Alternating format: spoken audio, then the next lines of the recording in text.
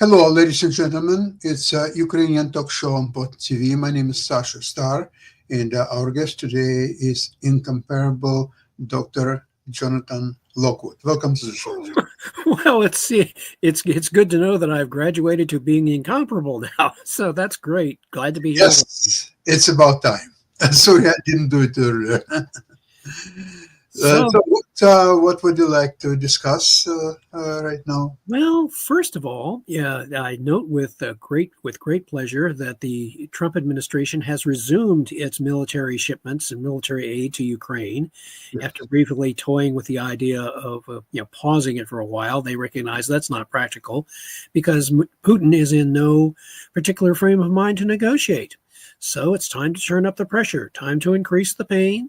As President Trump said, we can do this the easy way or we can do this the hard way. So President Putin has decided he wants it the hard way. Okay, that's what he's going to get. So they are in the process, and the latest reports. Have you noted that the Russians have become so desperate that they're using Ladas to transport their troops to the front line? They're conducting assaults in Ladas. I mean, those things are untrustworthy enough in a normal traffic accident. Never mind if they come under serious fire from Ukrainians. So this shows you the level of desperation that the Russian army is faced with. That they are clearly running out of armored vehicles, suitable armored vehicles of any kind. Their first line armored vehicles were run through in the first couple of years of the war. And now they have clearly drawn down on their World War II stocks of armored vehicles, and they're running through those quickly. And so the Ukrainian defense is holding up very well. The Russians have achieved no decisive breakthrough. As a matter of fact, it's very reminiscent of World War I, where the Russians were conducting offensives and they failed to really budge the German army. And right now, the Ukrainians are in an increasingly strong position militarily. With Jonathan, with all the economic sanctions against Russia, and they don't get almost any high-tech equipment or even spare parts for autos, which are running out. You know, I'm waiting to hear that they will start use. Maybe they still have left some Studebakers in good conditions in Second World War. Or maybe some Ford trucks, some still leftover Ford trucks leftover from Lend-Lease in World War II. That's what's coming next. Yeah. When we start seeing Ford trucks appearing on the front line, but all of this, Sasha, merely points up the increasing weakness of the Russian logistical system, their ability to sustain their current offensive. They can't really do it. And their offensive efforts are weakening. They are, conducting bombardments whenever possible, but again, they are losing the decisive force that they had earlier in the war. So now it is President Trump is increasing the pressure. He's increasing the economic pressure as well as sustaining the military aid to Ukraine. And now actually, the only real choice that the Ukrainians have is they have the luxury of deciding when to throw an offensive counterpunch that could theoretically practically just bring the Russian army to a complete halt. Jonathan, but they're doing very well with their drone strategy. Yes. Their strikes they're now hitting targets of 2,000 kilometers away. So increasing the depth of their attack, increasing their attacks against the Russian war economy, and essentially the Ukrainians are fighting robots against humans. Guess who comes out on that? Guess who comes out the better in that equation? If the Ukrainians don't have to risk any Ukrainian soldiers in a counteroffensive, can rely on flying drones and robot vehicles on the ground. As I said before, that looks like something out of the movie Terminator in 1984. Yeah. Except that only one side has really got the robots to do it with. And so it's an excellent development for the Ukrainians. And when you again, using that old Soviet formula, the correlation of forces, Yeah, they always asserted that the correlation of forces was steadily moving in favor of socialism, because that was sort of a matter of dogma, because socialism was supposed to be inevitably triumphing over capitalism. And so, therefore, by definition, the correlation of forces was always moving in favor of socialism. Well, now the correlation of forces is steadily moving in favor of Ukraine and against Russia. Not ideologically, but militarily, and arguably also, you could say, ideologically and politically, because there is growing political support for Ukraine against, Russia's incursion. The world clearly sees who the aggressor really is, and the Russians cannot disguise it. They cannot explain it away or otherwise lie their way out of it. And so now you have, again, an increasingly favorable situation, and the Trump administration has been energetically, in all areas, been aggressively pursuing its political goals and objectives with an energy which is quite impressive. And so Absolutely. Yeah. It's very impressive. And so now we have to wait and see just who is going to cry uncle first, who's going to say, okay, I've had enough. And right now, the betting money is that Putin is going to be the one, saying, okay, enough, time to cut my losses. But Russia is still very powerful in its propaganda, and they Oh, yeah. are using all kind of means to bring all different messages. For example, that Polish people are no longer for helping Ukraine, and or American people, they don't care about Ukraine. They have enough internal problems and all that stuff. And the NATO is going to fall apart because there will be election in Germany, and there will be other elections. And Trump will say that unless you pay, we will not defend you. So there will be collapse of NATO anytime soon. But you know what? There could be collapse of Russia earlier than there would be collapse of NATO.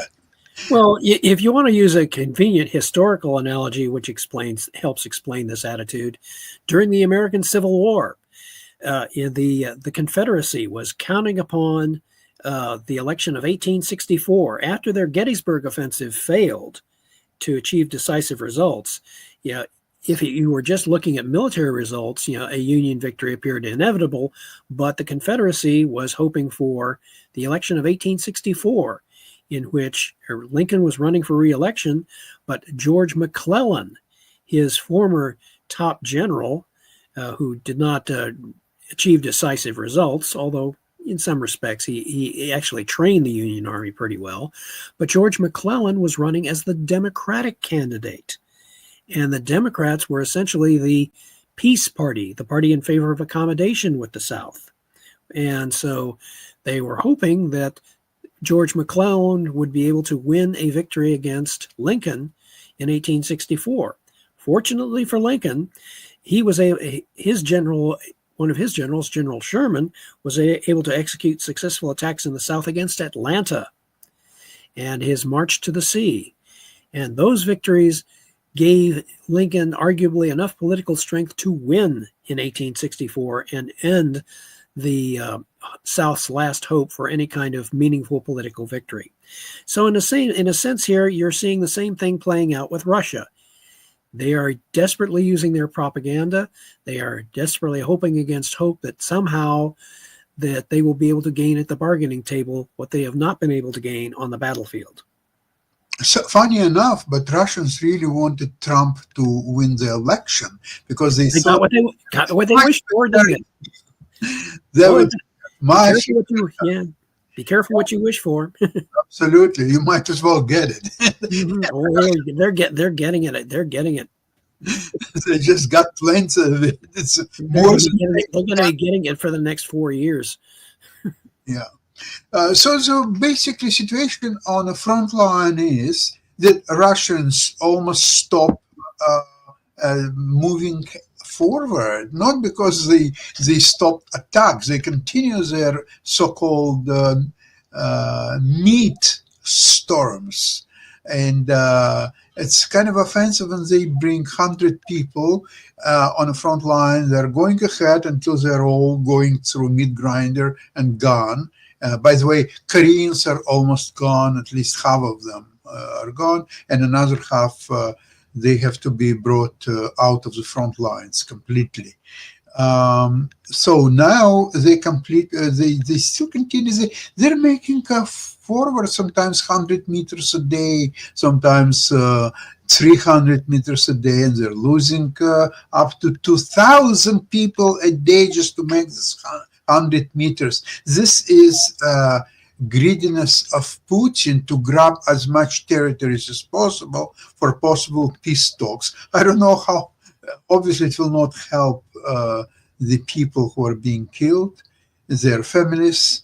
No amount of territories will justify a mother losing her son or husband, and this is absolutely incredible. This Putin is being probably the greatest murderer of all history of Russia. Maybe he gets to join. He gets to join that exclusive club along with Hitler and Stalin. Oh yeah, he is there. He's in that club. So yeah, he's in the club for sure. Yeah, and so you see, in the front lines, this is what's really happening. Ukrainians are not allow their front line collapse. They're defending fiercely, with trying to preserve their own lives as much as they can. So if there is a danger of being circled by Russians, they're taking they just pull back, and they do the smart thing, which the Germans did not do in World War II on the Eastern Front. You recall, at first, when the Germans launched their offensive into Russia, the Germans were caught overextended at Moscow. They were just within reach of Moscow, and then all of a sudden winter intervened, and the Russians launched a rather uncoordinated winter counteroffensive, but it was sufficient to drive the Germans back from Moscow, and Hitler issued a no-retreat order. Basically, the German tactical commanders adopted hedgehog defenses and just tried to hold their ground as much as possible, which, interestingly enough, many historians say that was actually the correct decision, because had the Germans retreated at that point, it would have degenerated into a full-scale rout. And so it was correct then. Unfortunately, the Germans and Hitler clung to that same solution in the later years of that conflict.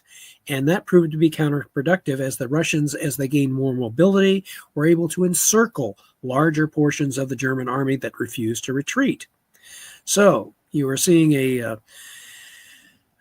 Russian inflexibility, and basically the inability to adapt to a changing situation.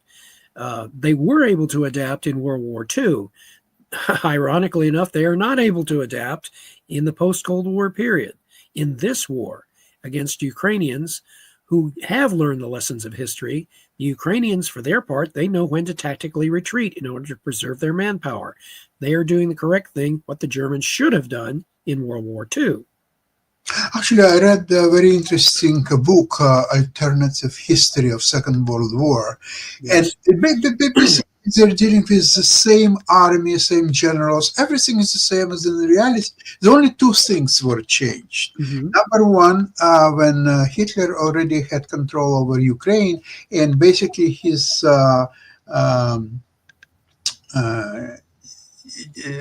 their command was near Vinnytsia. It's a city in Ukraine. And there was one episode, I think it was August 1941, when Hitler was flying on this very small plane. It was just himself and a pilot. I think they were flying somewhere back to Germany for some reason, or maybe closer somewhere, but I don't remember that. But what's interesting is that there was an attack on this plane. And what's happened is that Hitler was absolutely unscathed, and the pilot had serious injuries, and he spent several months in a hospital. So what's now in this book is they're looking at the situation where it was vice versa, that Hitler would have been wounded and spent several months in the hospital, and pilot would be okay. So what would change? The change was extremely favorable for Germany, because while Guderian was in favor of going full speed ahead on Moscow and take Moscow and forget about all other directions what Hitler wanted to attack. Leningrad and Kiev and other places. Guderian wanted only one goal, to take over the Moscow. That would have split the Russian railway system in two, divided the front in two, and deprived them of a key railway hub. Exactly. That's a huge difference between Napoleon's war, when Moscow was just one giant village. And not even a capital. The capital was Leningrad or St. Petersburg. And so that's a huge difference. So if Guderian would be successful and take over Moscow, the same book tells that at the end of the day, Russia would still win, but it would happen not in 1945, but I think 1947. And another little change was that Germany and Italy would take over Malta. And that would very seriously adjust all theater in North Africa, and it also would change a lot in the Second World War. Well, there's a lot to be said for that, because Malta was a critical base for the British in interfering with the Axis supply efforts to North Africa. They had done an airborne assault against Crete, which was kind of an expensive victory. And after Crete, Hitler was unwilling to use his airborne forces to try taking any other objectives, such as Malta. But if they had gone for Malta first and succeeded in taking that, then that would have effectively cut the supply lines, well, actually secured the Axis supply lines to North Africa and enabled the Axis to take over North Africa and by extension, the Middle East. And that would have been very decisive. Yeah, it was would be, from military point of view, was very difficult. It's quite an undertaking at that time to take over Malta, because it was well guarded, and Germany decided that after all, Malta is Malta, so let British control it, as long as they could control access to Malta from the sea. Germans still would be okay. But again, in that book, it's very, very easily proven that the outcome of this African war would be very different. And still, at the end of the day, sometimes by 1947, allies would... What it would have meant, Sasha, is that it would have meant strategically that you have to remember, the atomic bomb was originally intended for use against Germany. Yeah, that's right. It was oddly enough, Germany surrendered quickly enough. It was defeated quickly enough that the only viable target remaining for the atomic bomb was Japan. So in this book, the extension of that book is that the atomic bomb could have and would have been used on Germany. If Germany would fight continuously, at least until August, because the first test of the bomb was in New Mexico by July for sure. Yeah. Mid-July 45, when Germany was already out of the war, which was very good for them. Yes. Although some people say that the strikes of Allied forces on Dresden Hamburg were just as devastating as nuclear war. Yes, the casualties were quite comparable. It was the shock effect, the sheer shock effect of an atomic bomb being dropped on Hiroshima and Nagasaki that shocked the Japanese into surrender. And avoided a very expensive ground invasion in Operations Olympic and Coronet, which would have resulted in an estimated 1 million American casualties and an even larger number of casualties for the Japanese. So there is a whole lot of historical alternatives are very fascinating to analyze, because it shows you how different decisions and how the hinge of history turns on some very key events. Absolutely, yeah. If Japanese would have known, they would resign same day as Germany, and they could. They would have spared. They would, if they had known of the potential of the atomic bomb. Absolutely. And now, interestingly enough, that as much as we hear the noise from Putin, one day he wants peace, another day that he rejects U.S. American proposals and he wants to fight. I don't know what he's waiting for. And what's interesting thing is that Ukraine doesn't make any noises about this either peace or war. They're just continuing to destroy Russian targets as much as 2,000 kilometers away. They don't want to disturb the equation. They know that President Trump is firmly on their side. They know that NATO is firmly on their side for the most part. I mean, there are a couple of rogue members, but in any case, for the most part, the strategic equation favors Ukraine. So now all that Ukraine has to do is hold on in there, maintain their defense. And if their military leaders and political leaders both perceive that there is an opportunity to throw a decisive offensive counterpunch, which will throw the Russians completely off balance and compel them to the peace table, because they must be compelled by military defeat. They cannot realistically be persuaded by diplomatic initiative, and they might be pressured by economic sanctions and by President Trump's initiatives to increase the pain and the pressure. They might be persuaded to declare an armistice. But right now, it's a matter of patience and persistence. Patience and persistence on the part of the Ukrainians and President Trump. Jonathan, it's well worth to mention that Trump also making bridges with China, with Emperor Xi. And apparently, the China is also getting a little bit frustrated with Russia continued war because China doesn't benefit from it. Exactly. In fact, I think exactly opposite could happen very soon. There is talks about maybe even upcoming visit of Trump to China, and they have a lot of things to discuss with the tariffs and everything else. But Russia is probably will be number one point of discussion because that war doesn't need China. U.S. doesn't need this war. European Union doesn't need this war. Never mind, Ukraine doesn't need this war. So it's just almost all free world doesn't really need this war, period. So it must be stopped. And there are different scenarios. I remember I heard one quite interesting podcast, and two very capable commentators. They were discussing this armistice that will happen, that both sides will stop shooting. And one asked another one, have you ever participated in these negotiations as to stop shooting? How is it done, actually? And another one says, no, sorry, I never done that, so I really don't know how it's going to happen.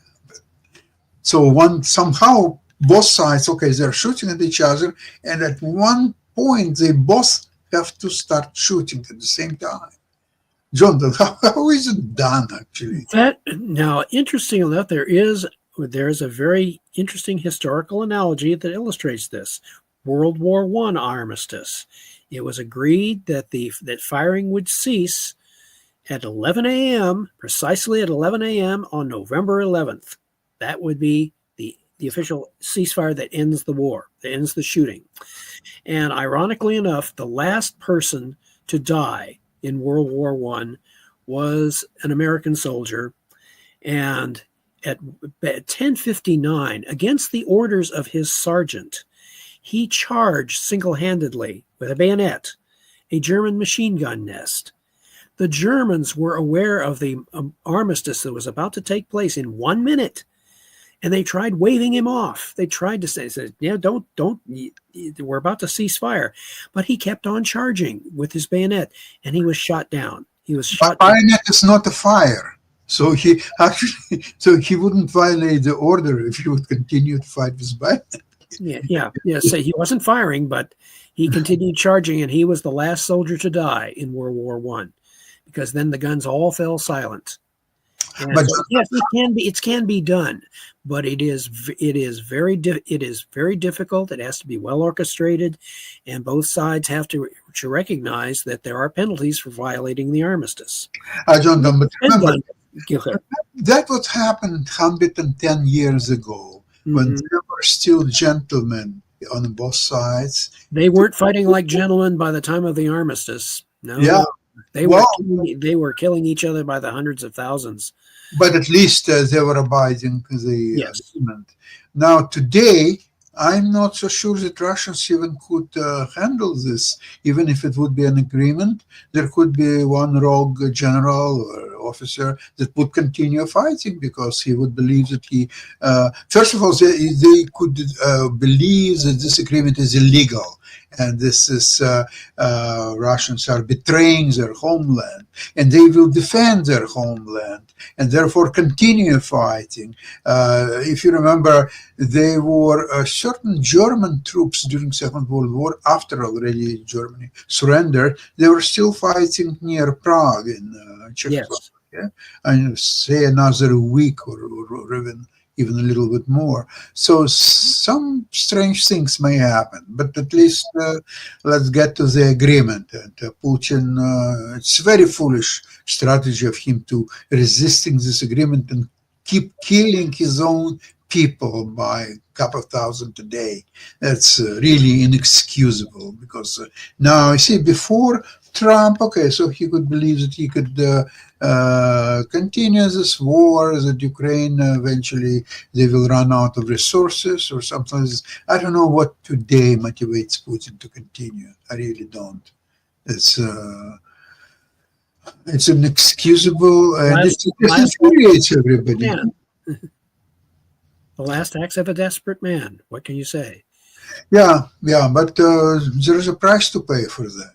The Russian people are paying the price, and the Putin at the end of the day, he will be paying the price too, because his own people will eventually, maybe even his generals, ask him, so Vladimir Vladimirovich, so what's happened? We fought it for 3 years, we got million people killed and maimed, and what did we achieve? That we got another little village in Ukraine by losing 10,000 people, or we got a little bit past, say, 100 meters of the road from Donetsk to Dnipro, and what are we gaining out of it? What is the goal? It's very hard to say. Well, the German generals tried to end World War II in July by attempting to assassinate Hitler. It failed, but again, there is the possibility of history repeating itself in a different way this time. So, absolutely. Yeah. Well, Jonathan, I first of all appreciate your time and your expertise. Thank you very much for today's program, and we will see you again on Friday, same place, same time. And Ivan promised to join us on Friday. He couldn't do it today, unfortunately. In a fighting country. Well, he has. You got to remember, he's in Kiev. He has more distractions than we do. Yes, he did. He does, absolutely. So on this note, we would like to end today's show, and looking forward to seeing you and everybody else on Friday. Have a great time before Friday, and we'll see you then. Thank you very much. Bye-bye.